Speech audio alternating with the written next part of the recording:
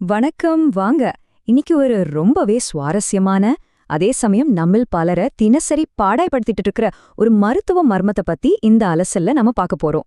பல நேரங்கள்ல தலைவலி உயிரை எடுக்கும்போது உடனே ஒரு மாத்திரையை தேடி போடுவோம். ஆனா அந்த வலி கொஞ்சம் கூட குறையாது. கவனிச்சிருக்கீங்களா? ஏன்னா அந்த வலிக்கான உண்மையான காரணம் தலையில இல்லாம வேறெங்கேயும் இருக்கலாம். இன்னைக்கு நாம உடைக்க போற அந்த மெடிக்கல் மிஸ்ட்ரியே இதுதான். இப்போ இந்த நம்பரை கொஞ்சம் பாருங்க. 41.4%. ஆமாங்க, கம்ப்யூட்டர் முன்னாடி மணிக்கணக்கா உட்கார்ந்து வேலை செய்யற ஆபீஸ் ஊழியர்கள்ல கிட்டத்தட்ட 41.4% பேரை இந்த குறிப்பிட்ட வகையான தலைவலி ரொம்பவே தொந்தரவு செய்துன்னு டேட்டா சொல்லுது. யோசிச்சு பாருங்க, உங்களை சுத்தி இருக்கிற ஒவ்வொரு 10 பேர்ல 4 பேருக்கு இந்த பிரச்சனை வர வாய்ப்பு இருக்கு. இட்ஸ் a ஹியூஜ் நம்பர் இல்லையா? இதுதான் நம்ம மர்மத்தோட மையப்புள்ளி. ஒருவேளை உங்க தலைவலி உண்மையிலேயே உங்க தலையில இல்லனா என்ன பண்றது? ஆமாங்க, இன்னைக்கு நாம சர்விகோஜெனிக் தலைவலி, அதாவது ஷார்ட்டா சிஜிஹெச்னு சொல்லப்படுற ஒரு மாஸ்டர் ஆஃப் டிஸ்கைஸ், ஒரு மாறுவேட நிபுணனை பத்தி தான் டீப்பா பார்க்க போறோம். இது என்ன பண்ணோம் தெரியுமா? கழுத்து பகுதியில் இருக்கிற பிரச்சனைய மறைச்சு, வலி உங்க தலையிலயோ முகத்திலயோ இருக்கிற மாதிரி உங்க மூளைய ரொம்ப ஈஸியா ஏமாத்திடும். சோ இங்க முக்கியமான விஷயம் என்னன்னா, சாதாரண ஒற்றை தலைவலிக்கும் இந்த சிஜிஹெச்க்கும் உள்ள வித்தியாசத்தை சரியா புரிஞ்சிக்கிறது தான். இப்போ மைக்ரேன் எனப்படும் ஒற்றை தலைவலின்னு வைங்களேன், அது அப்படியே விட்டு விட்டு துடிச்சுக்கிட்டே இருக்கும், தலையோட 2 பக்கமும் மாறும், வெளிச்சத்தை பார்த்தாலோ அல்லது வாந்தி வர மாதிரி இருந்தாலும் அதிகமாகும். ஆனா இந்த சிஜிஹெச் எப்படிப்பட்ட மாரவேஷம் போடும் தெரியுமா? இது ஒரு மந்தமான வலி, ஒரே பக்கத்துல அப்படியே லாக் ஆகி நின்னுடும். முக்கியமா உங்க கழுத்தை லேசா திருப்புறா கூட அல்லது உங்க பாஸ்டர் மாறின உடனே ட்ரிகர் ஆயிடும். சரி, இந்த மார்வேஷத்துக்கு பின்னால நம்ம உடம்பு என்ன ட்ரிக் யூஸ் பண்ணுதுன்னு பார்க்கலாம். இங்க நீங்க பாக்குறது டிசிஎன், அதாவது ட்ரைஜெமினோ சர்விக்கல் நியூக்ளியஸ். இது மேல் முதுகு தண்டுவடத்துல இருக்கிற ஒரு முக்கியமான பகுதி. தலை அப்புறம் கழுத்து பகுதியிலேருந்து வர்ற வலி சிக்னல்களை மூளைக்கு கொண்டு போற மெயின் ரிலே சென்டர் இதுதான்.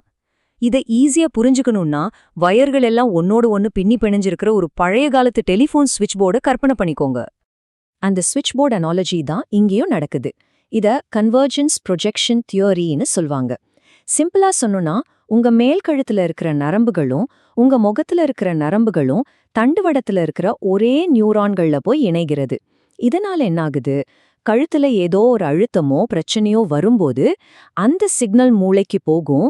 ஆனா மூளை கன்ஃபியூஸ் ஆகி, ஓஹோ வலி முகத்துல இருந்தா வருது போல அப்படின்னு தப்பா புரிஞ்சுக்கிட்டு முழுசா ஏமாந்துடுது.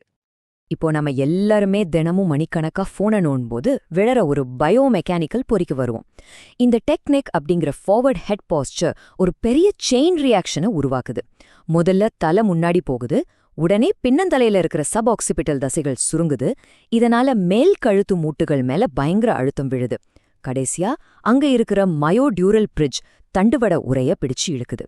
இந்த பிடிச்சு இழுக்கிறது தான் அந்த விடாத கழுத்து வலிக்கு மெயின் ரீசன். இந்த மொத்த மெடிக்கல் கிரைம் சீன்லயும் ஒரு மெயின் குற்றவாளியா நாம கண்டுபிடிக்கணும்னா, ஸ்டாட்டிஸ்டிக்ஸ் படி அது C2, C3 ஃபேசட் ஜாயிண்ட் தான். கிட்டத்தட்ட 70% சர்விகோஜெனிக் தலைவலி கேசுகள்ல இந்த குறிப்பிட்ட கழுத்து மூட்டு தான் பிரதான காரணமா இருக்கு. நாம தலைய திருப்புறதுக்கு ரொம்பவே அவசியமான, ஆனா ரொம்ப ஈஸியா பாவிக்கப்படக்கூடிய ஒரு இடம் இது. இந்த சார்ட்டை பார்த்தா உங்களுக்கே புரியும், ஏன் வெறும் மாத்திரைகளை மட்டும் முழுங்குறது ஒரு மெக்கானிக்கல் பிரச்சனைக்கு தீர்வாகாதுன்னு. வாய்ப்புள்ளே போடுற மாத்திரைகளோட சக்சஸ் ரேட் ரொம்ப ரொம்ப கம்மி, வெறும் 2.5% மட்டும்தான். ஆனா அதே சமயம் சரியான கழுத்து நரம்புகளை குறி வச்சு கொடுக்கப்படுற அனஸ்தெடிக் பிளாக்குகளோட சக்சஸ் ரேட் 83% இருக்கு. இதிலிருந்து என்ன தெரியுது?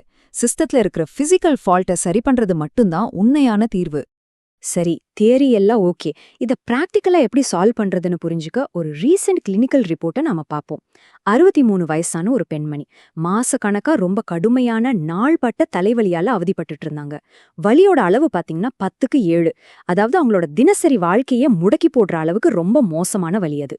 அவங்க டாக்டர் கிட்ட வரும்போது இந்த சிஜிஹெச்கான எல்லா கிளாசிக் க்ளூஸும் அவங்க கிட்ட இருந்துச்சு.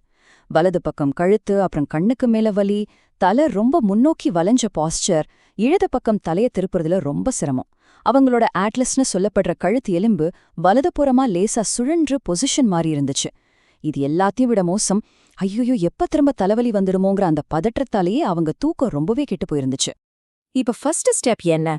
அவங்களோட பிசியோதெரபிஸ்ட் முதல்ல கழுத்தோட பிசிக்கல் ஸ்ட்ரக்சரை சரி பண்ற வேலைய ஆரம்பிச்சாரு.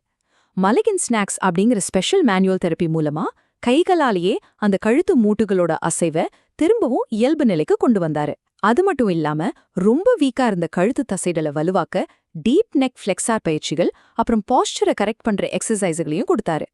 ஆனா இங்கதான் நம்ம மர்மம் இன்னும் கொஞ்சம் சீரியஸ் ஆகுது. இந்த பிசியோதெரப்பியால அவங்களோட கழுத்து மூவ்மெண்ட்லாம் நல்லா இம்ப்ரூவ் ஆச்சு. ஆனா வலி குறையறது ஒரு கட்டத்துல அப்படியே ஃபிளாட்டோ ஆயிடுச்சு. அதாவது அப்படியே நின்னுடுச்சு, முழுசா குணமாகல. ஏன்னா அவங்க நரம்பு மண்டலம் இன்னும் அந்த பயங்கரமான வலியோட சுழற்சியிலேயே சென்சிடைஸ் ஆகி சிக்கிக்கிட்டு இருந்துச்சு. சில நேரங்கள்ல மெக்கானிக்ஸை மட்டும் சரி பண்றது பத்தாது அப்படிங்கிறது இதுதான். அந்த லூப்பை உடைக்கணும்னா நாம உடனே ஆட்டோனாமிக் நர்வஸ் சிஸ்டம், அதாவது தன்னிச்சையான நரம்பு மண்டலத்துல நடக்கிற ஒரு பெரிய போராட்டத்தை பத்தி தெரிஞ்சுக்கணும். சிம்பத்தட்டிக் நரம்பு மண்டலம் எப்பவும் நம்ம உடம்ப ஸ்ட்ரெஸ் ஆக்கி ரத்த குழாய்களை சுருக்கி வலியை எகுற வைக்கும். ஆனா அதுக்கு நேர் எதிரா வேகஸ் நரம்பால கண்ட்ரோல் செய்யப்படுற பாராசிம்பத்தட்டிக் சிஸ்டம் இருக்கு பாருங்க, அதுதான் வலிய குறைச்சு வீக்கத்தை கம்மி பண்ணி உடம்ப ஹீல் பண்ற ஒரு மேஜிக் சிஸ்டம். ரொம்ப நாளா வலி இருக்கும்போது சிம்பத்தட்டிக் சிஸ்டம் மொத்தமா அதிகத்தை எடுத்துக்குது. இந்த இடத்துல தான் ஒரு சூப்பரான நியூரோலாஜிக்கல் ஹேக் உள்ள வருது.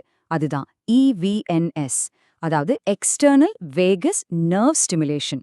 இது ஒன்றும் பெரிய ஆபரேஷன்லாம் இல்ல, காதுல கிளிப் மாதிரி மாற்ற ஒரு சின்ன டிவைஸ்.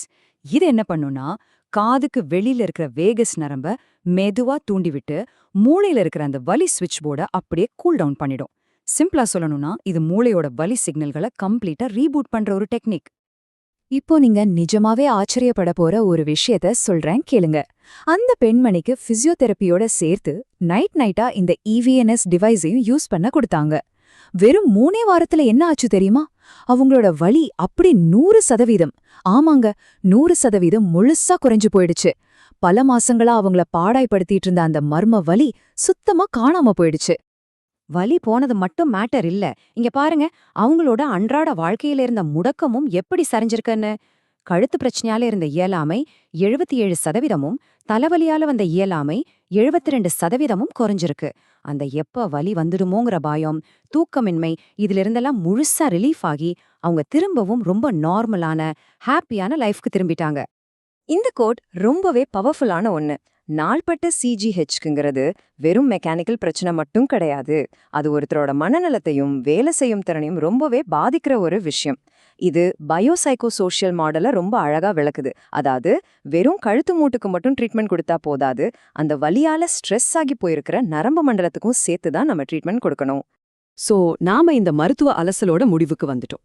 இப்போ இந்த நிமிஷம் உங்க உடம்ப நீங்களே ஒரு முறை செக் பண்ணிக்கோங்கன்னு நான் கேட்டுக்கிறேன். இப்போ நீங்க உட்கார்ந்துட்டு இருக்கிற பாஸ்டர் எப்படி இருக்கு? உங்க லேப்டாப்பையோ இல்ல போனையோ எப்படி பார்த்துட்டு இருக்கீங்க? ஒருவேளை உங்க கழுத்து டேய் என கொஞ்சம் கவனிடான்னு கத்துறது தான் உங்க மூளை தலைவலியா உணருதா? கொஞ்சம் யோசிச்சு பாருங்க. அடுத்த முறை மாத்திரையை தேடுறதுக்கு முன்னாடி உங்களையே கேட்டுக்கோங்க, நாம தப்பான இடத்துக்கு ட்ரீட்மெண்ட் பண்ணிட்டு இருக்கோமான்னு. உங்க உடம்பு சொல்ற உண்மையான குரலை கேட்க தொடங்குங்க.